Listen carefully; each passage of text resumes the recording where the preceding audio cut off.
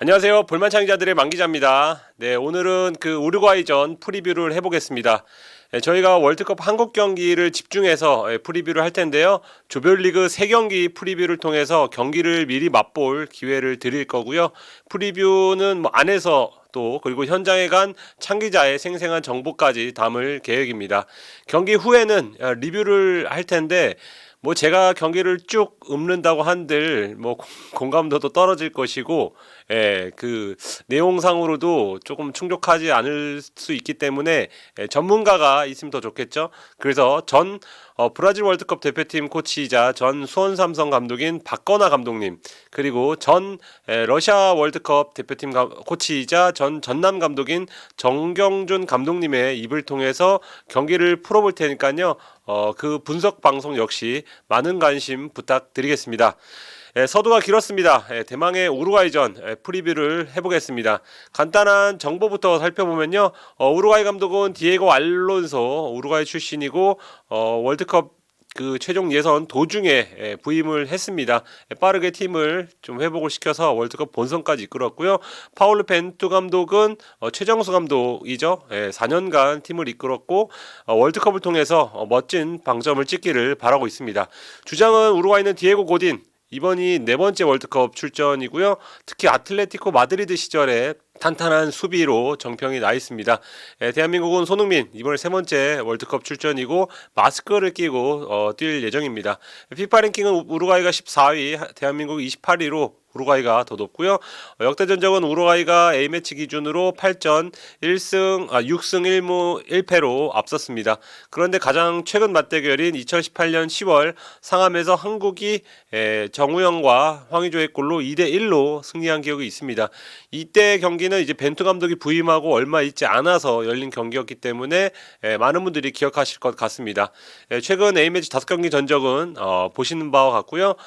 부상자 저희가 이제 방송을 찍는 날 기준으로는 우루과이는 이제 로날드 아라우호 선수가 출전이 불투명하고 대한민국은 이 황희찬과 윤종규 선수가 햄스트링 이상이 있습니다. 두 선수의 상태를 끝까지 살펴봐야 될 것 같습니다. 저는 이제 그 기록을 정리하면서 가장 중요한 기록 중에 하나가 그럼 월드컵 조별리그에서는 어땠냐 이건 것 같은데, 지난 세 대회, 그러니까 남아공, 브라질, 러시아 월드컵 조별리그 기록을 살펴봤습니다. 우루과이는 7승 1무 1패, 엄청납니다. 지난 러시아 월드컵 때는 3전 전승을 기록을 하면서 조선두로 16강 진출한 적이 있고요.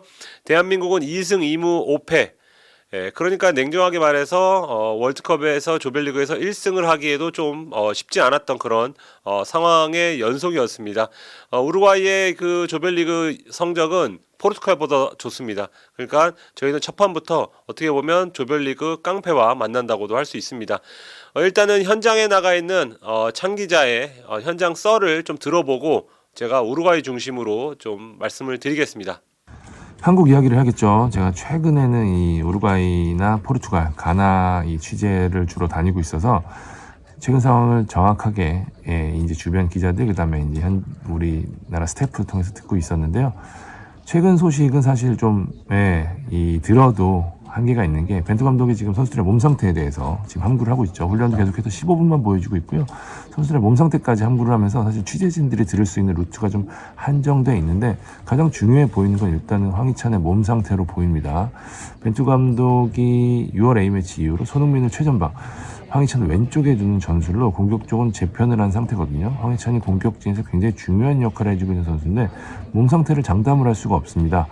저희가 파악하기로는 이번 카타르에 온 이래로 이 전술을 딱 한 차례 들어갔는데, 그나마도 이 한 다음날 이 햄스트링에 다시 무리를 느끼면서 쉬었거든요.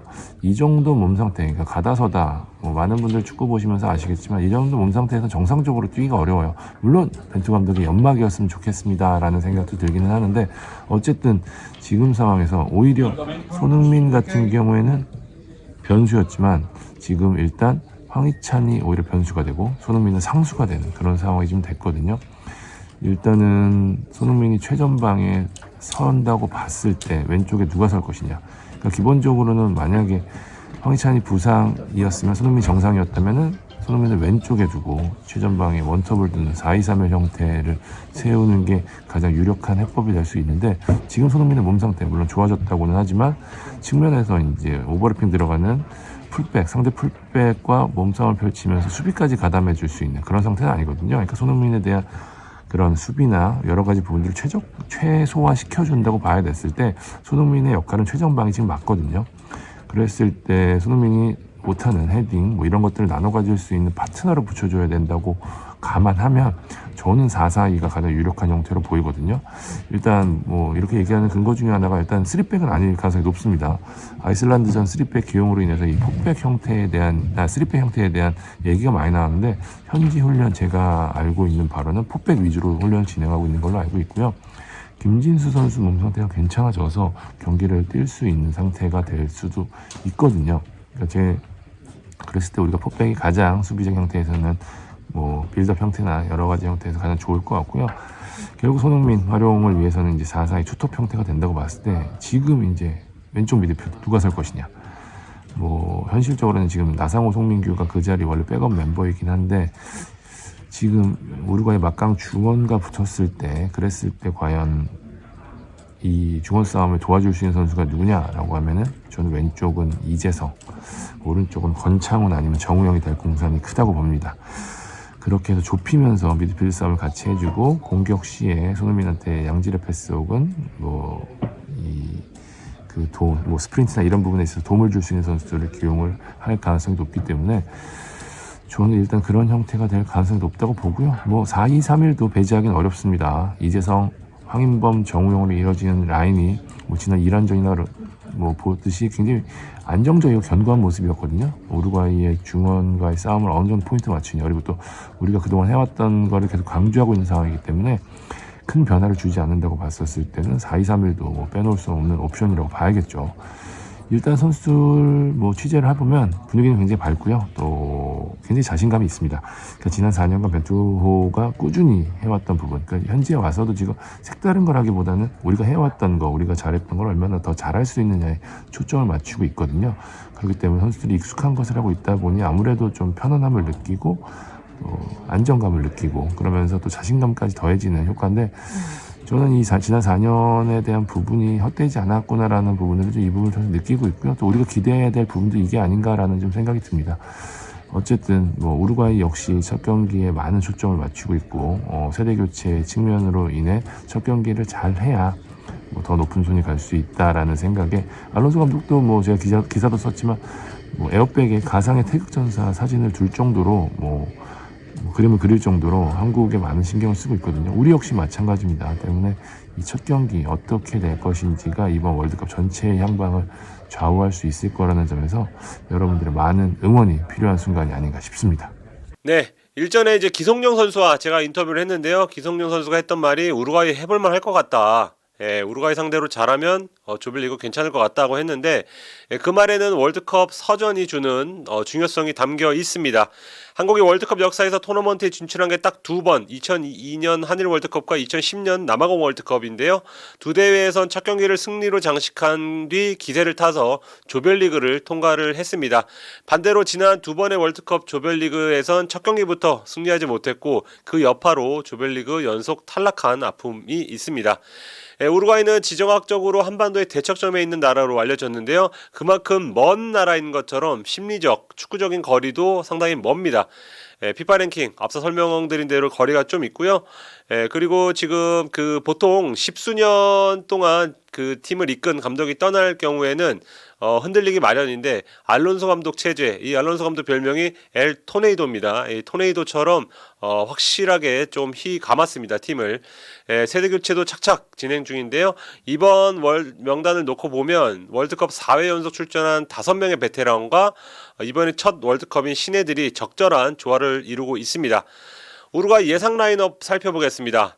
엘 옵저바도르 소속의 루이스 에르아우르도 인사울라데 기자가 가디언에 기고한 프리뷰를 참고를 했습니다. 이 포메이션대로면 수아레스, 누네스, 띠동갑 투톱, 그리고 발베르데, 베시노, 벤탄쿠르, 델라크루즈가 미드필더에 늘어서고요. 바렐라, 히메네스, 코아테스, 올리베라가 포백을 맡습니다. 로체트가 골문을 지킵니다. 이 스쿼드의 몇 가지 특징을 보면요. 포메이션은 4-4-2인데 알론소 감독은 종종 4-3-3도 씁니다. 이렇게 두 가지 포메이션을 혼용할 수 있는 이유, 혼용해야 하는 이유, 바로 미드필더 발베르데에 있습니다. 레알 마드리드에서도 최고의 주가를 높이는 선수죠. 이 페데리코 발베르데는 3선, 2선, 1선을 활발히 오가는 전천후 미드필더인데요. 우루과이에선 조금 더 측면에서 활용을 합니다. 발베르데의 공격성을 적극적으로 활용해서 측면 공격에 힘을 주기 위함으로 풀이할 수 있습니다. 왼쪽에는 조금 더 공격수에 가까운 테크니션 델라크루즈를 앞세워서 양 측면에서 상대를 흔들겠다는 그런 보관이 있습니다. 발베르데가 측면으로 가면 베시노, 벤탄쿠르 투 미드를 중원에 세울 수 있어서 중원을 보다 안정화시킬 수 있습니다. 발베르데는 측면과 중원을 오갈 것이기 때문에 순식간에 3미들이 될 수 있습니다. 이 알론소 감독 부임 이후에 발베르데에 대한 어떤 의존도가 부쩍 높아진 것을 확인할 수 있는데요. 상대가 원하는 대로 볼을 점유하지 못하게 하기 위해서라도 발베르데와 연결된 여러 거미줄을 저희가 적절하게 끊어줄 필요가 있습니다. 발베르데에게 말릴 경우에는 물론 발베르데 중거리 슛 좋기 때문에 이 선수에게 탈탈 털릴 수도 있지만 그 공격 가담이 좋은 또 다른 미드필더 벤탄쿠르에게도 길을 열어주는 골이 될 수 있습니다. 그런 의미에서는 빌드업 연계 이런 특징보다는 활동폭이 넓고 1대1 싸움이 되는 손준호가 저는 우루과이전에 필요하다고 보고 있고요.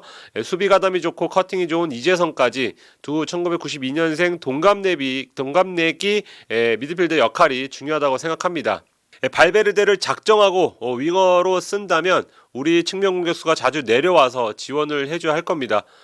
그럼 공민 이재성도 내리고 측면 날개도 내리고 그럼 언제 공격하냐고 할 수 있지만 경기 흐름은 아마도 주도권을 우루과이에 내주고 시작할 공산이 크기 때문에 일단은 무너지지 않는 선택을 하는 게 먼저라고 생각을 합니다. 우루과이의 또 다른 특징은 왼쪽 라인입니다. 올리베라, 김민재의 나폴리 동료죠. 올리베라는 180대 중반의 피지컬을 장착한 풀백인데 단신의 크로스가 좋은 오른쪽의 바렐라와는 스타일이 다릅니다. 거칠기도 거친데 공격 시에는 측면만 파는 게 아니고 가운데로 파고드는 걸 선호합니다. 이럴 때는 델라크루즈는 이제 이선에 어디에서나 뛸 수 있는 선수잖아요. 이 올리베라와 델라크루즈 간의 스위칭이 일어날 수도 있습니다. 탱크처럼 밀고 올라올 올리베라, 그리고 2m 정도의 공간만 있어도 크로스든 아니면 날카로운 오른발 중거리 슛이든 어떤 그 득점력을 장착하고 있는 델라크루즈, 이 두 왼쪽 라인에 대한 연구도 필요합니다. 델라크루즈는 지난 6월과 9월 A매치에서 모두 득점한 만큼 가장 발끝이 날카로운 선수라고 볼 수 있습니다. 우루과이 공격이 발베르데, 누네스 중심이 될 것 같지만 왼쪽 라인도 얕잡을 수 없다는 측면에서는 윤종규가 됐든 김문환, 김태환이 됐든 라이트백 역할이 그만큼 중요합니다. 벤투 감독은 측면 공격수에게 단순한 어떤 수비적인 역할을 넘어서 빌드업을 위한 어떤 볼 연계 그리고 인버티드 움직임도 가끔씩 주문하는 것 같은데요. 그것보다는 우선적으로 측면을 내주지 말아야 된다고 그렇게 봅니다. 그리고 조심스럽게 혹시 월드컵 출정식 아이슬란드전에서 3백을 실험한 게 어떤 우루과이전에 대한 대비책이 아니었을까 조심스럽게 한번 예상을 해봅니다. 왜냐하면 과거에 이제 벤투 감독이 월드컵 진출을 확정을 한 다음에 월드컵에서는 조금 다른 전술 그리고 조금 더 수비적으로 해야 할 수도 있다는 어떤 힌트를 남겼기 때문입니다. 계속 이어나가 보면 우루과이 예상 라인업에 익숙한 이름이 빠졌죠. 바로 바르셀로나에서 뛰는 로날드 아라우호 선수입니다. 현장에서도 이제 아라우호가 팀 훈련장의 모습을 드러냈지만 부상 여파로 한국전까지 뛰기 어렵다는 전망이 나옵니다. 아라우호가 센터백과 오른쪽 측면 수비를 번갈아 뛰는 선수였는데요. 현재 남은 선수 중에선 당연히 이만한 아우라를 지닌 수비수는 없습니다. 우루과이 강점이 미드필더를 잘 벗겨낼 수 있다면 그리고 또 아라우호가 현지 예측대로 한국전에 출전하지 않는다면 우루과이 수비벽은 그렇게 단단하지 않을 수 있다고 봅니다.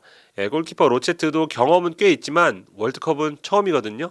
그리고 알릴라, 월드컵 공인구죠. 이 알릴라가 비행 속도가 역대 월드컵 공인구 중에 가장 빠른 것으로 알려졌는데요. 로체트가 놀랄 수 있게 손흥민, 황인범 등이 마구마구 중거리 슛을 때릴 필요가 있을 것 같습니다. 카타르 에콰도르와의 어떤 개막전을 본 분들은 느꼈겠지만 그 단순한 헤더도 쭉쭉 뻗어나가는 것을 볼 수 있습니다. 앞서 언급한 그 우루과이 5명의 베테랑 중에서 선발이 예상되는 선수는 수아레스 정도입니다.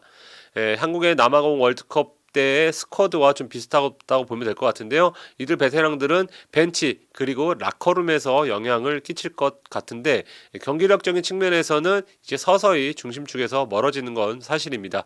카바니의 경우에는 어떤 부상을 안은 상태로 대회에 참가했기 때문에 100% 컨디션이 아닐 수 있습니다.